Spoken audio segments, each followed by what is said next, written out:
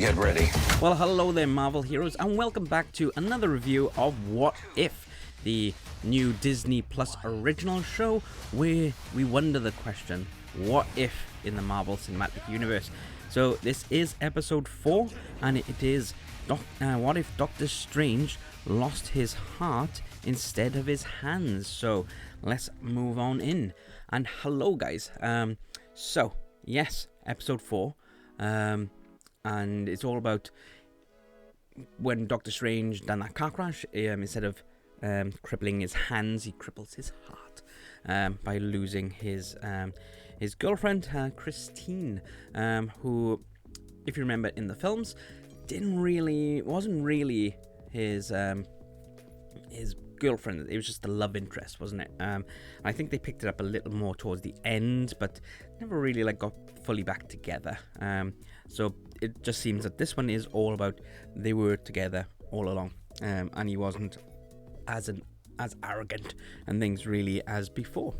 So yes, really interesting. So like all of them, all reviews, this is going to be spoiler free as much as I can at the beginning, and then we're going to kick off then with the spoilers, and I'll give you the warning which will appear in the corner here. Again, apologize, this is not live, it is a pre-recorded review. Hopefully next week I am aiming to go live again so you guys can chat, but please do let me know your opinions on this episode in the comment section, and I'll answer all your comments and get back to them as soon as possible today.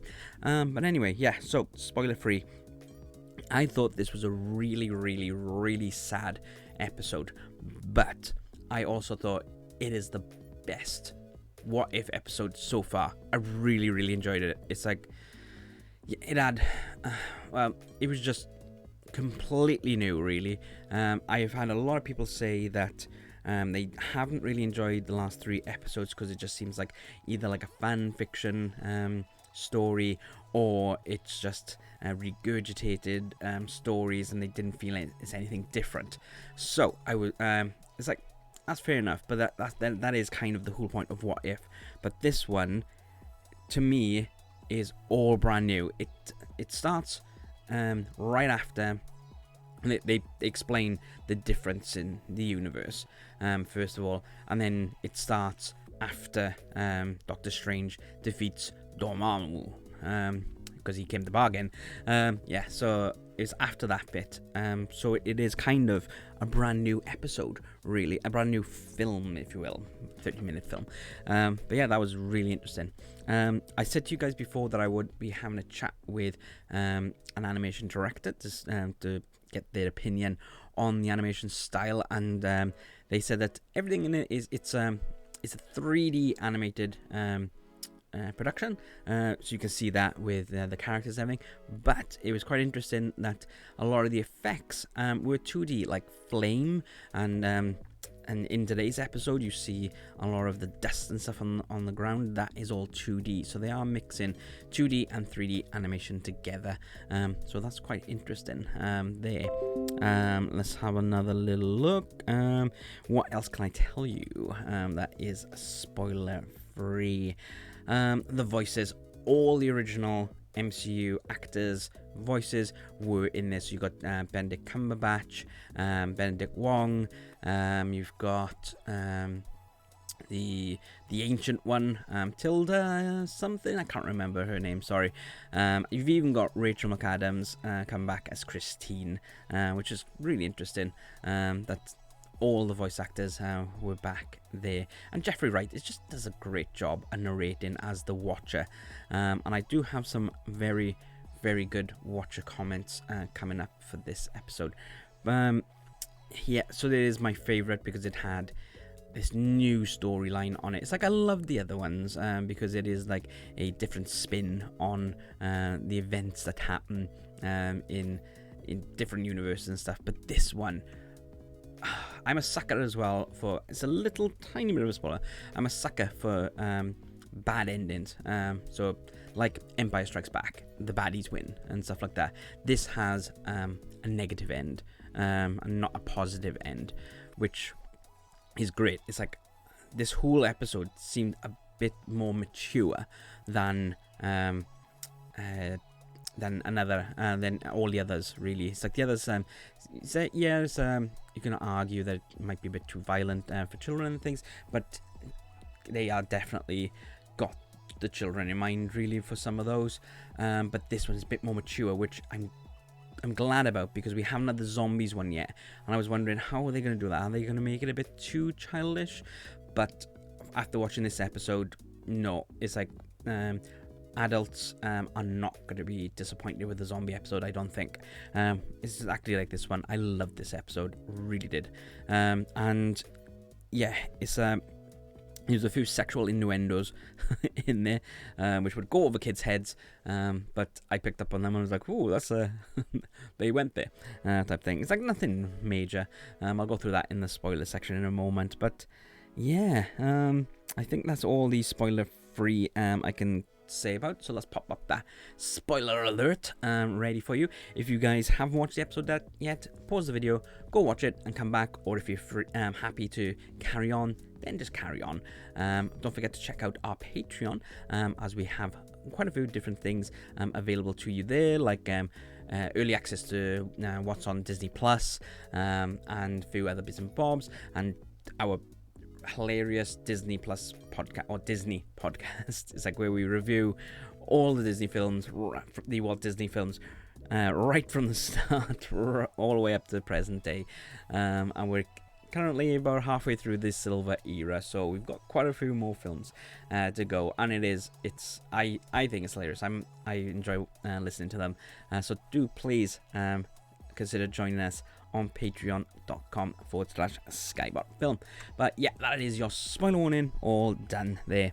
So I'm just gonna talk about the sexual innuendos first.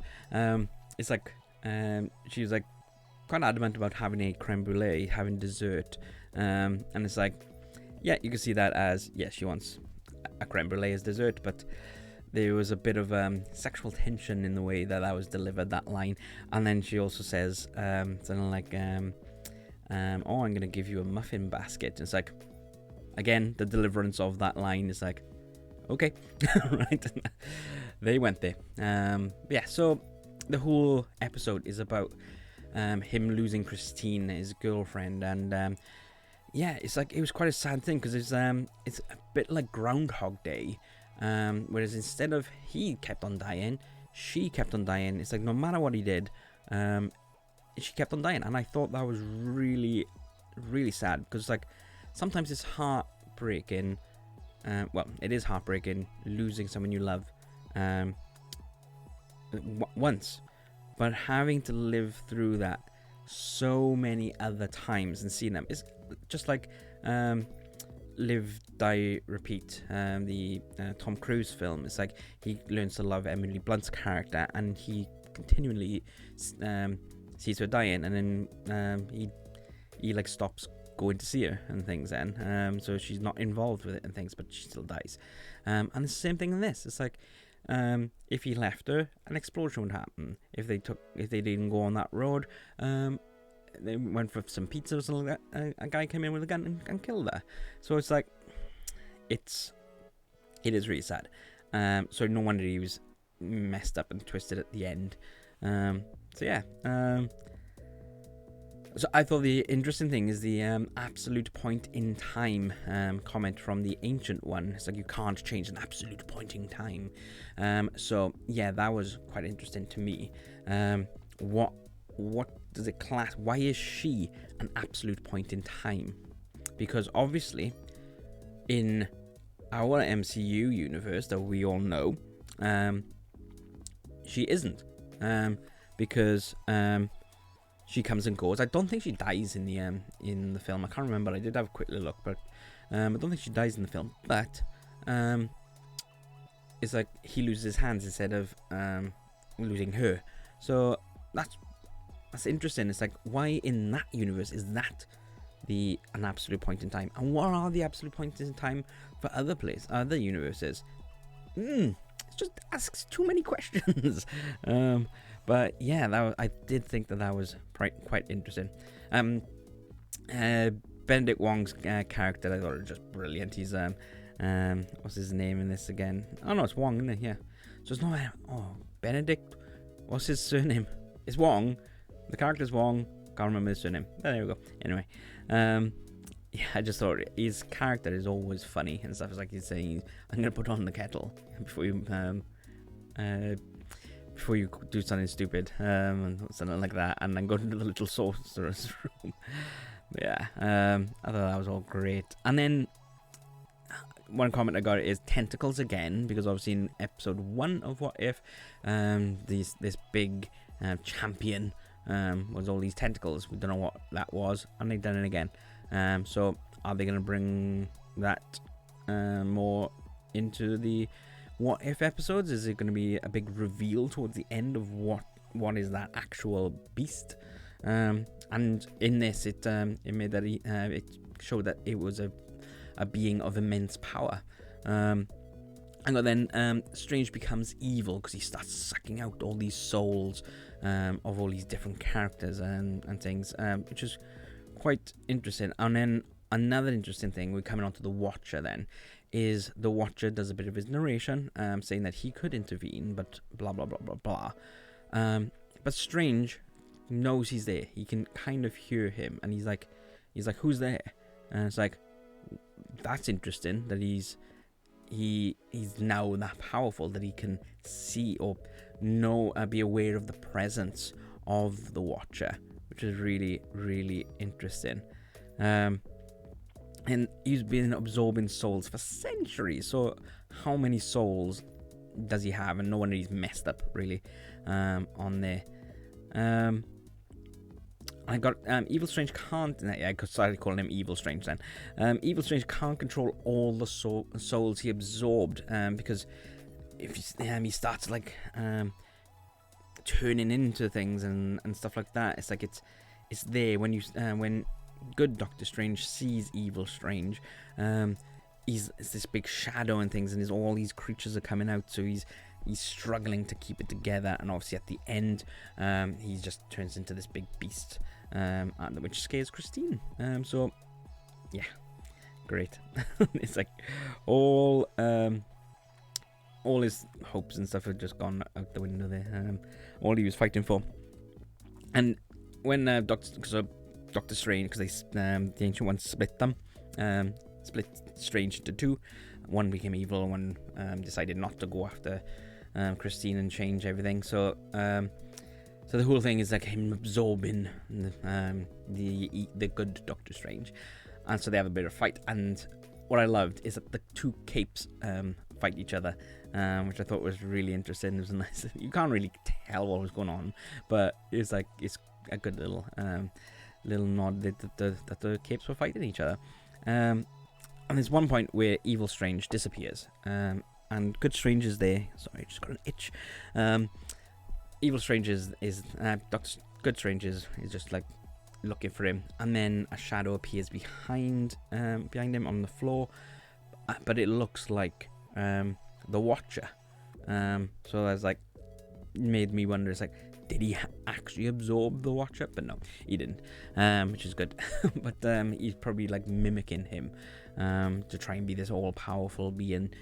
Because he does call him then a god, and there is an interaction at the end of the episode between Evil Strange and the Watcher, saying you can change all this, and I do think the Watcher says something like, I can, but I won't. It's not my place to do that. So I thought that was really, really interesting. And like I said a couple of weeks ago, I want to see more of the Watcher, because you just see this shadowy figure, and you do actually see him in this. So that was pretty cool. I did like that. So yeah. Right. Okay. So I got 2 more points, and the last but one point is Evil Strange, like makes an illusion that he's Christine, and then goes to kiss Doctor Strange. So I said very much Loki vibes. So it's like Evil Strange, but obviously he's not going to kiss him. He's just going to suck his life essence into him and his soul into him to become whole again. But I just thought very Loki-esque that was. And then the final one then, it comes to my earlier comment about like negative ends. The universe was destroyed because Evil Strange 1 and sucked in Doctor Strange, Good Strange, into him, their universe collapsed. Because apparently there was two universes on the same universe, which really just messes up the multiverse theme again. So it's like, was that split? I think it meant that there was, instead of like completely splitting off, it was still running parallel, so they connected. And when Evil Strange was like changing things, yeah, so interesting that happened. And yeah, and the Watchers does say at the end that one universe is destroyed. So yeah, there's one of the universes just gone. Boop, gone. So we will never ever see reference to the evil Doctor Strange, looks like now. So yeah, Empire Strikes Back ending, well, nobody won really. Not the bad guys didn't win, or the good guys didn't win. So yeah, very interesting. I did really love this episode. Definitely my favorite so far. I can't wait for the zombies one. I'm hoping the zombies one is next week. We get told on Mondays, I think it is, either Mondays or Tuesdays, before the episode goes out, on what it is. Just let me know in the comments whether you want me to post up on our social medias. Bing! What actual episode will be the next day, or do you just want to wait for these reviews? But yeah, guys, thanks very much for watching. Do let me know down below what you thought of the episode. I really do want to know whether you enjoyed this one or you didn't. So just pop it on and let me know, and I'll have a little chat with you guys. Don't forget that the What on Disney Plus is live now, so just have a little watch of that video too. The link will be right at the end. It'll be literally in this little corner here, so just pop on and have a look at that. It is the 1st of September today. Wow, 1st of September today. So we have new content coming out, and there's quite a few content. It's not an amazing month, to be honest. Lots of National Geographic, a few Disney Kids stuff, and then there are some really good star items coming out, but not majorly. We're having Deadpool. We are having Deadpool, that is a fact. So do pop along and watch that video. But I don't think I got anything else to say other than don't forget to check out Patreon. Yeah, just go on there, guys. Have a little look, and yeah, we are thinking of more ideas all the time to go on there, and so yeah, just it would really help us out if you could pop along on there. And don't forget to check out our gaming channel as well, as we do lots of weekly videos on there, some live streams, and just some really just cool hangout things on there with myself and Johnny VR. But I think that is all, guys. So until next time.